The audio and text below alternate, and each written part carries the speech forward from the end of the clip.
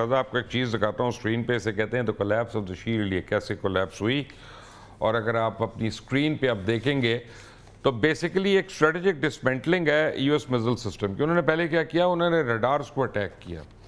उन्होंने जिस तरह अमेरिका जो था एयर डिफेंस को अटैक कर रहा था, ईरान ने उनके रडार्स को अटैक किया और उसके बाद उसने स्वॉर्म किया वहाँ पे कि यानी 2-2 दर्जन 3-3 दर्जन ड्रोन जो हैं वो भेज रहा है, और फिर ऊपर जो है वो 1-1 2-2 करके मिसाइल भेज रहा है, 4 करके।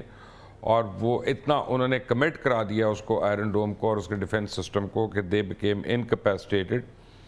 और ये एक ऑफेंस जो था उसके मुकाबले में डिफेंस में बहुत गुना उनको ज़्यादा स्पेंडिंग करनी पड़ी। और अब हम प्रोडिक्शन अरिथमेटिक जो देखते हैं वो एक डेंजरस रिपोर्ट है, कि इसका मतलब है कि अमेरिका और इज़राइल के पास इवन अपने एलाइज़ को मिला के, मिडल ईस्टर्न एलाइज़ को मिला के, जो एयर डिफेंस सिस्टम है उसमें बड़ी लिमिटेड इन्वेंटोरी है। अब मुझे तो नहीं पता कितनी लिमिटेड है, मैं तो हेयर से के ऊपर ही बात कर सकता हूँ, मैं एग्जैक्ट अपने दिल से तो नहीं मैं कोई फिगर दे सकता।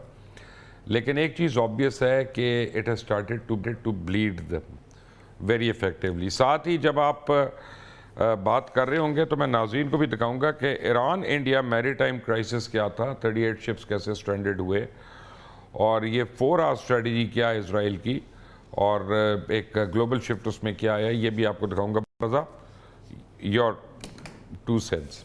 देखिए, बिल्कुल इस वक्त जो सबसे बड़ा एक जैसे कहना चाहिए एक्सपोजे हुआ है वो जो एक पहले ख्याल था कि अमेरिका की और इसराइल की जो एक एक तरह से एयर डिफेंस की कैपेबिलिटी है, उसको समझा जाता था कि बस उसमें तो कोई जैसे कहना चाहिए कोई दरार नहीं आ सकती, वो बड़े मजबूत निज़ाम है, तहस नहस कर देंगे।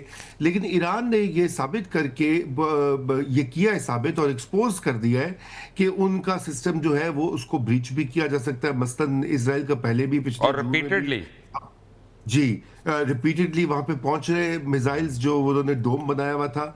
और इसी तरह अमेरिका की जो सुपीरियर टेक्नोलॉजी है और जिस तरह से उसने यहाँ पर गल्फ में जो भी एयर डिफेंस का बंदोबस्त कर रखा था वो भी शिकस्त खा चुका है। और यही वजह है कि जो गल्फ की रियासतें हैं वो इस कदर नाला हैं और इस कदर गुस्से में भी हैं अमेरिका के साथ, क्योंकि उनका ये ख्याल था कि भाई अरबों डॉलर देकर भी वो उनकी हिफाजत का बंदोबस्त नहीं हो सका। और जो कुछ वो हथियार और जो सिस्टम्स और शील्ड्स वो खरीदते रहे हैं खुद अमरीकियों से और दीगर ममालिक से, वो उनके काम नहीं आई। और यही वाक़या है कि ईरान की जो स्ट्रेटजी रही है और पिछले जून से जो तैयारी उन्होंने की है वो इन्हीं खतूत पर की थी, क्योंकि उनको मालूम था कि ये हमला तो होना है। और फिर उन्होंने यही देखा कि कहाँ कहाँ और कैसे कैसे उन्होंने जो ये एयर डिफेंस है उसको जद पहुंचानी है। और ये अब हम उस सूरत हाल पर आ गए हैं कि जहां पर अमेरिका अपनी तमाम तर दिफाई बर्तरी के बावजूद ये दावा नहीं कर सकता कि वो उस जंग में जीत रहा है। जी आमिर गौरी, क्या ये सही है कि अब हिंदुस्तान के ट्रेचरस एक्ट के बाद ईरान जो है सोचने पे मजबूर हो गया है, जिस तरह गल्फ कंट्रीज़ जो रज़ा ने कहा कि they are trying to revisit their pacts and accords with the US, और वो देख रहे हैं कि कहाँ पे उसमें एग्जिट स्ट्रेटजी है, उनके पास क्या एग्जिट स्ट्रेटजी है। क्योंकि मुझे तो अभी फीलिंग है अभी $1 ट्रिलियन का बिल आने वाला है, ये कि आपने ये बचाया तुम्हें, इसका $1 ट्रिलियन और खर्च होगा, और ये कोई हंसी की बात नहीं, जिनको देना पड़ेगा उन्हीं को लग पता जाएगा। लेकिन ये फैक्ट है कि ईरान के शिप को रिपोर्ट करके उसको उड़वाना इंडियन ओशन में, और उसके बाद उसी वजह से उनको इजाज़त मिल जाना कि वो रशिया से तेल इंपोर्ट कर लें, हालांकि उसके ऊपर इतनी मुश्किलात खड़ी हो गई थी, 50% तक टैरिफ्स भी लग गए थे, सब कुछ हो गया था, मोदी बुरा भी बन गया था। और इंडिया के अपने एनालिटिक्स जो हैं, एनालिस्ट जो हैं, वो इस चीज़ को बड़े आड़े हाथों ले रहे हैं और इसकी बड़ी बुराई कर रहे हैं कि we have lost a long term ally which is Iran. तो अब ईरान और इंडिया का क्या फ्यूचर देख रहे हैं आप? देखें मुबशर, आई विश कि आपकी ये जो ख्वाहिश है वो उसका कोई असर ईरान के ऊपर हो।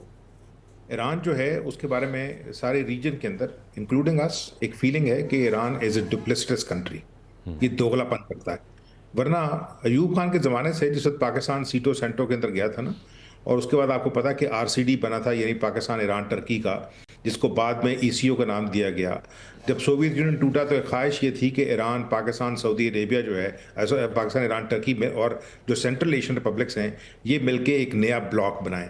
अच्छा, ये तो हमें पता है कि बार बार बात करने के बावजूद जो मुसलमान मुल्क है ना, वो डिफेंस पैक्ट्स में नहीं आते। और उसी वजह से जिस तरह आपने कहा ना कि जो दुनिया की सबसे बड़ी दुकान है यूनाइटेड नेशन, और उसके तो फट्टे उखड़ चुके हैं। लेकिन ओआईसी को भी देख लें, 54 कंट्रीज, 55 कंट्रीज छोटी कंट्रीज नहीं होती, जबकि पास आपके पास मुल्कों के पास बेपनाह पैसा भी हो। लेकिन जब अब मजाक ही होता है कि जी ओआईसी का क्या मतलब है, उनको पंजाबी चाहिए, ओआईसी वो चली गई, ठीक है ना। ओआईसी के मुंह से अभी तक कोई चीज़ नहीं निकली। आपने जो बात की ना इंडिया की, देखिए इंडिया में क्रिटिसाइज कर रहा है उनको जो मोदी का अपोनेंट है।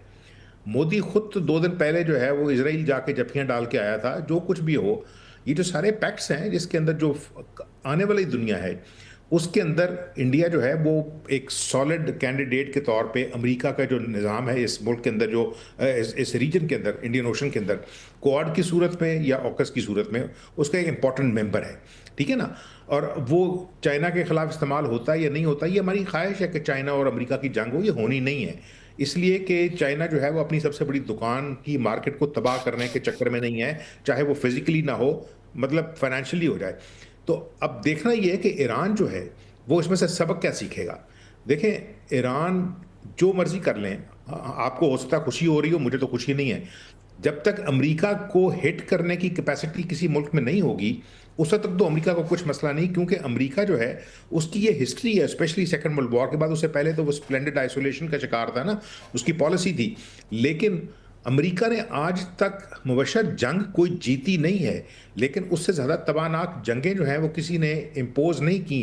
अब वो बदमाश इतना हो गया है कि जो निकोलस मडूरो के साथ किया है, ये दुनिया की तारीख में नहीं था कि आप जाके अभी तो क्यूबा जाना चाह रहे हैं ईरान के बाद, वो ऑलरेडी कह दिया है। हाँ। अच्छा, इजराइल जो है, इजराइल का जो फॉर्मर प्राइम मिनिस्टर है नफ्ताली बेनेट, उसने ऑलरेडी कह दिया कि टर्की जो है नेक्स्ट ईरान है, ठीक है ना। इस वजह से कि उनको ये लगता है कि कल को अगर टर्की जो है वो सीरिया के अंदर अपना इन्फ्लुएंस बढ़ाता है, तो that is the only patch जहां से इजराइल की जो बॉडी पॉलिटिक्स को खतरा हो सकता है गोलान हाइट्स के इस तरफ, ठीक है ना। तो अब वो उस दरमियान में आपने देखा कि उन्होंने कोशिश की कि फौरी तौर पे जो कुर्द हैं, ईरानी कुर्द, उनको जो है उंगली दे के एक लैंड, क्योंकि खुद तो इन्होंने बंदे उतारने नहीं, बूट्स ऑन ग्राउंड अमेरिकन तो उतरने नहीं है, ठीक है ना। ईरानी जनरलों ने कह दिया, उन्होंने कहा भाई हम तो इंतजार कर रहे हैं, इंटरनेशनल टेलीविजन पे कहा, उन्होंने कहा उतरे हैं, देखते हैं फिर लड़ते हैं किस तरह। अमेरिका की जो कैपेसिटी है वो अनप्रेसिडेंटेड है, हवा से और समुद्र से किसी भी मुल्क को नुकसान पहुंचाने की, ठीक है ना। उसने पूरी दुनिया के अंदर अपने अड्डे खड़े किए हुए, किसी और मुल्क के इतने अड्डे नहीं है।